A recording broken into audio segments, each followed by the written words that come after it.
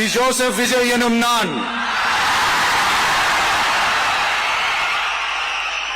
தமிழ்நாட்டு அரசின் முதலமைச்சர் என்ற முறையில்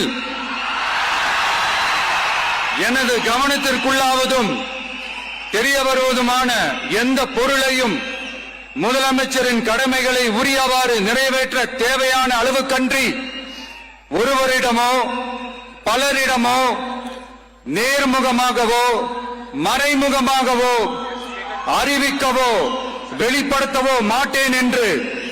ஆண்டவன் மீது ஆணையிட்டு உறுதிமொழிகிறேன்.